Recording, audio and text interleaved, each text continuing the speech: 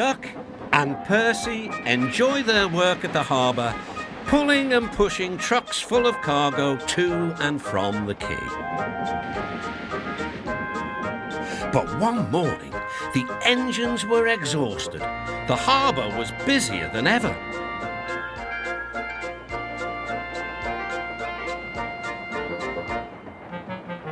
The Fat Controller promised that another engine would be found to help them.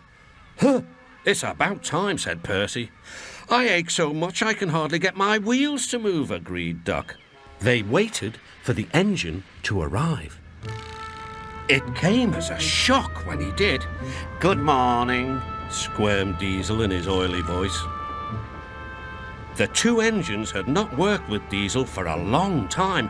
"What are you doing here?" gasped Duck. "Your worthy fat, Sir Topham Hatt sent me. I hope you are pleased to see me. I am to shunt some dreadfully tiresome trucks."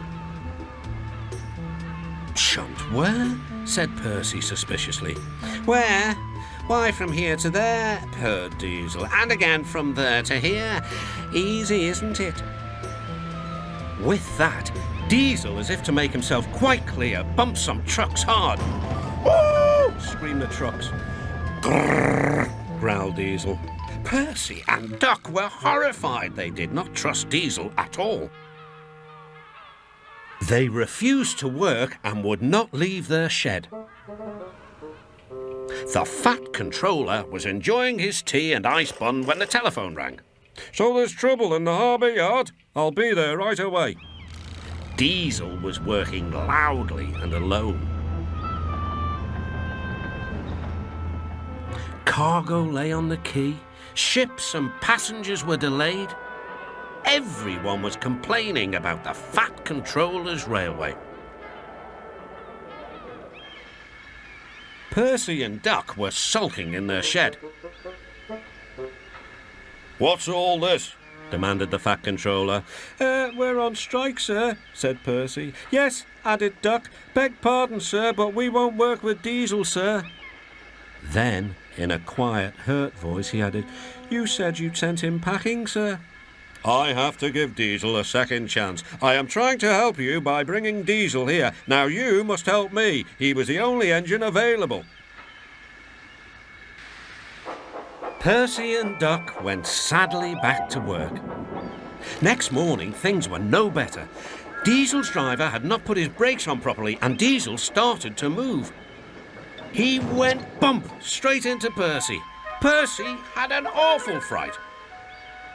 "Wake up there, Percy," scowled Diesel. "You have work to do." He didn't even say he was sorry to Percy. Later, Diesel bumped the truck so hard that the loads went everywhere. "What will the Fat Controller say?" gasped Percy.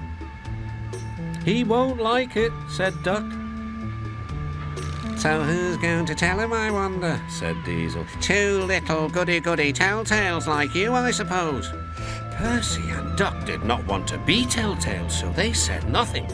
Diesel, thinking he could get away with his bad behaviour, was ruder than ever. Next day, he was shunting trucks full of china clay.